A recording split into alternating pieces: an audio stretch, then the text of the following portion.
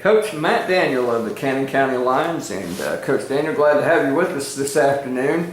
You guys have been grueling through 2 tough weeks of summer practice. You got it started, well actually you've been going through the spring with spring practice, but you of course were in Georgia teaching. That's right. Finishing up your school year there. Tell us how spring practice went. I know you had a spring game against Huntland toward the end of the week. Were you able to attend any of that? Or? Okay, so I came up for the first day of spring practice to get things started, and Coach Atwood and Coach Robinson took over from that point for the rest of that week. And then I took off the following week and came up for the entire week. So we had 9 days of practice to prepare for our spring game against Huntland. We had a great core group of guys that worked out, came to practice. We had about 18 for the spring game, which we had several guys that played last year that had decided not to come out for spring practice because they were coming out of baseball and other things like that. So a little light on the roster for spring, but the guys played hard. We scored 21 points. Unfortunately, Huntland scored 35, but their numbers, they had about 40 players to our 18, and our depth just kind of wore out towards the end there. But I was very pleased with 9 days of practice, putting in a whole new offense and a whole new defense, that these guys just worked their tail off to get to that point. And that has not changed in the summer. We have about 30 players here in the summertime so far in June, with a lot of them splitting time between summer baseball, basketball, and other activities. So I'm hoping we're getting around that 40 mark when July rolls around and basketball starts to stop their summer workouts as much as they do. So we got something we need to answer door. No, he's good. Okay.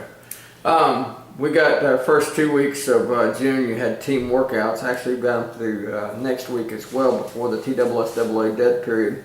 What are some of the things that you're doing during these workouts? So basically what we've done is just go back to square one. We work out from 8 to 9:15, give them a break for a while to recoup. Our summer feeding program for the school system, we give them breakfast and lunch. We're coordinating that through the central office. I pick that up and we send a manager out to get the lunch every day. Before we go to the field, we make sure they get a little bit of snack, make sure they get hydrated. Give them about 25, 30 minutes before we go to the field, because we get after it pretty well in the weight room for a solid hour and 15, hour 20. And they have water on demand, so that they're getting after in there. And then we go to the field for a couple hours. And all told, we're here from 8 to 12, but we're not full go from 8 to 12. We're just going for different stations. We go over offense, then we go over defense, and next week we'll start to implement a little special teams. Come back in July, we'll really hit more of our special teams every day. But we have 1 more week left. First 2 weeks, we've seen a lot of great attitudes come in here. Kids are working their tail off. We go on the whistle. Kids are used to that now. They can almost run the weight program by themselves at this point. I can hand them the sheet, so they're so used to the process now, but only 2 weeks in, that they can pretty much do it themselves. They're on top of it. We had a great workout 2 days ago. The kids really, really into it. And when that happens, that's really exciting, because as a coach, you're thinking, okay, good, they're buying into that stuff. If it's a struggle for me to get them to move to the next station and get the weights on right, and takes time and time and time. I know 4 hours sounds like a long time, but it goes really, really fast when you're trying to get so many things done in that period. Yeah, no, you guys got a lot of, like you said, a core of athletes here that seem to be a little bit hungry. You know, they haven't tasted success throughout their high school career, and this is an opportunity. And a lot of people, you know, on the outside even looked at these teams that were, these athletes that were playing football and saying, these kids have got the tools. They just need to be in the right direction. And hopefully, you know, we've said the rebuilding process is going to take a few years, but I think, you know, if these kids can grasp and quickly get a hold of what they're doing, that they'll be successful. It may not take, you know, 3 or 4 years down the road as the timetable I'm sure that you're familiar with, but you might taste a little bit of success at first and get these kids thirsty. My goal is to just get better every day. If we can get a little bit better every day. I've heard this quote, I forget who it's from, but if you get 1% better per day, which is a big increase, and you're sitting around at the 70% mark now, well, in 30 days you should be 100%. We all know that's almost impossible to do. My point is, if you get better every day and you compete at a high level, that's going to transfer to the competition, especially against other people. And that's why it's important to have depth on the football team. If we have depth and we can run scout team and scout offense, scout defense at a high level against our starting offense and defense, we're going to be better prepared. I mean, other teams in our region, fielding 50, 60 players, we've got to get to that level to compete. You don't just need players, you need people with a heart and want to and desire. Because you could take 25, 30 players with awesome heart and desire and go a long way with that. But depth does play a factor in that when you try to practice and try to create an atmosphere of competition that you need at that level to compete in a 3A program. TSSAA dead period is in the last week of June, first week of July. What are the football players expected? What are the expectations of football players during this dead period so they don't lose the momentum that they've gained going into it? They have access to Huddle, which is the online video service that we use. They can go on that anytime, which our plays are there as well. So they're going to be asked to study that. I'm going to ask them to get outside some, not be in the air conditioner all day, every day. But they need to enjoy that time. They need to enjoy being a kid. They need to go visit grandma. They need to typically that's reserved for vacation time. That's when I take my vacation. And they need to enjoy being that kid, because once we come back from dead week, that first week in July, it's pretty much preseason mode at that point. We have to July 23rd. We come back 2 days in July. We're throwing against Community on 707. We go to Shelbyville that weekend for a 707 tournament. So it's on us, and that's when we start facing other people in a competition. So we've got to look crisp and we've got to be prepared. And it's max effort time for everybody to be there. That's why my expectation is our basketball's finishing up, baseball's starting to finish up. Now we're getting everybody in every day, 8 to 12, transition to camp. And our camp is July 23rd through 26th.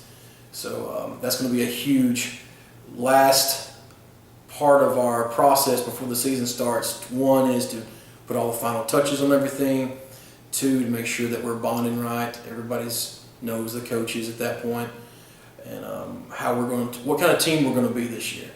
And you talked about rebuilding. We're on an 0-16 skid right now. We have kids that are on this team that have never tasted victory, so that's huge.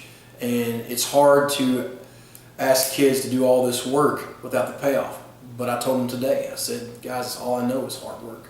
All I know is we've got to put the time in. If you don't put the time in, you shouldn't expect the results that you want. You've got to put that time in, and that's why the schedule is so important that we try to stay on, because we have a process that we're trying to get to. We want to be successful. We want to compete. Right. And you've got a couple of 7-on-7s. It looks like July the 11th versus Community and Middle Tennessee Christian at home, and then 3 days later you're going to Shelbyville to participate in a 7-on-7 tournament out there, and hopefully you'll do well. Team workouts. Also, let's talk a little bit, because I don't know, as far as scheduling is concerned, talk a little bit about your Gold Card program. Okay. Well, the Gold Card program is something that's been going on for Cannon County football for several years now, and it's a savings card for local businesses here in Woodbury and also in Rutherford County. And that will take place during our team camp. So if anybody wants to purchase one, they're $20, but they last an entire year. So if you think of it in those regards, it's a deal. And like last year was a Chilango's cheese dip and things like that. It basically pays for itself if you actually use it for the things that's on there. And so I'm looking forward on that. It's one of our bigger fundraisers of the year, and it's something that our community is used to. And you don't ever want to leave a fundraiser that people were used to, because people look forward to helping support the football team through those Gold Card sales. So we're definitely going to do that, and I'm excited that Rob is the guy that leads that, and he's pumped about getting businesses that people use on a weekly basis, besides some random company that you may never use. Right. So more of those kind of things. So Gold Cards have been a big success here, and we're going to try to continue that. Okay, and of course, it says here on the 12th, that's when the sales begin, and you'll work them all the way. Blitz looks like on the 25th during your team camp. That's right. So we figured we'd have everybody here. We can send people out around local businesses, and hopefully through things like your online broadcast here and other outlets, we can get people. Hey, yeah, I want to buy one of those. And, so You can give me the artwork for Gold Card. We'll put it on our website. that's right. Awesome. We'll take you up on that. So, you guys are what, about 30, 35 people now. Mm-hmm. How many are you expecting?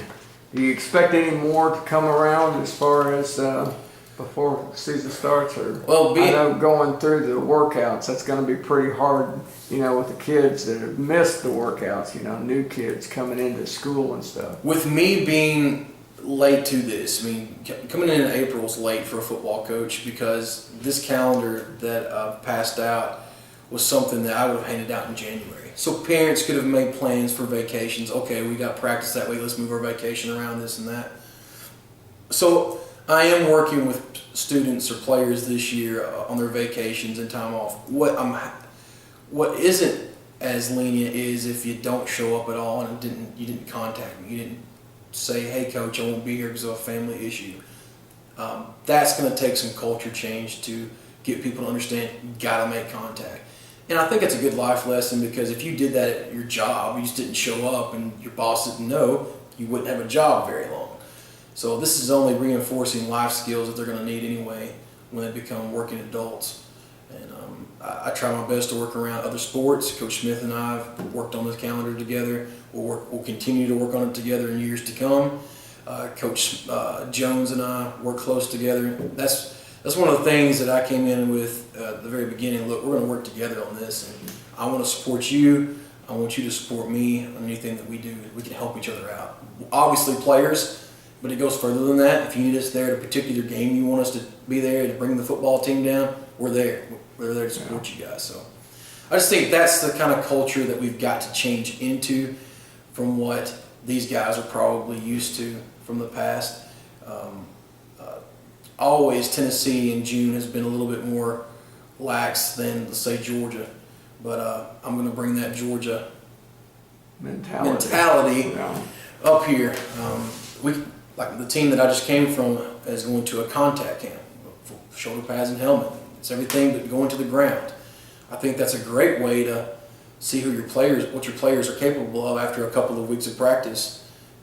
We need that physicality. It's good for your mental toughness and your physical toughness. Yeah. Say a kid comes in to school. This, I guess, would be more toward August, and he's played. You've seen transfer students already coming out of Nashville Christian School going to Oakland and stuff. And here in Canyon County, our transfer rules have kind of laxed off that we don't charge anybody, out of county tuition fees anymore. We do have open enrollment. That's correct. Open enrollment. So I think that would be a good thing, especially, with kids that are, because face it, I know when you went to school, there were kids that would have loved to have played here at Canyon County High School, just because of the success, because of, especially in the basketball realm, we're successful there. You are getting looks from colleges and stuff. And you were looking at kids that may not have been able to make a Riverdale or an Oakland, but they were decent enough to make a smaller school. Sure. Those things probably will happen here if they have. They happened last year. There's still TSSAA guidelines for transfers. There has to be a bona fide change of address and stuff like that. But you're right. If they wanted to go to school here, they could just go on to school. Playing sports, a little bit different. You got to check that transfer and check their eligibility. Make sure they have enough credits. Make sure they're on track for graduation and stuff like that. But that's if they're a good student in the classroom, that's usually never a problem. The only problem lies in if they played a sport in the fall and they're transferring mid-year. Do they actually physically change their address? That can be an issue, and that's just accountability on our part from the athletic department and the guidance counselor's office. And the coach needs to take the lead on that, obviously, but making sure that we're complying with all those rules set by the TSSAA. Yeah, so good deal. Let's see. Anything else that we need to cover? I know football season starts August the 17th. But it feels like it's so far away right now. Yeah, but it's going to be on us. I'm telling you, once those 2 dead weeks are gone, it's going to be 3 And then weeks when out. school starts, I mean, it's like August flash. 7th is flying because that'll be the week of our. I cheated my schedule myself. That August 7th, when school starts, Right. we'll have already been in practice since August 1st, and then August 10th we got our home scrimmage against White County, and before that we're at Huntland on the 3rd. So by the time school starts, we're already in season mode. Yeah. So it'll be on us. All right. Well, good luck with you next week, and then of course you got 2 weeks off. What are you going to do on your 2 weeks off? You're taking a vacation, probably pack and move. aren't you? Probably packing up a little bit, going back and forth, spend some time with family. I haven't seen my kids in 2 weeks. They've been in Georgia, coming back up. My kids are going to go to the art center, the conservatory. Oh, okay. Audrey's doing the younger one, and John's doing the senior conservatory in July. So they've been doing that for the last. As soon as they're old enough to do it, they've been doing that. So every summer they come and spend time with their grandparents. So they look forward to that every year. All right. Well, good luck, Coach, and we'll keep us updated on these things. We'll talk a little bit more, Yes, sir. in the next couple of weeks and get an update for our fans. Thanks, Keith. All right.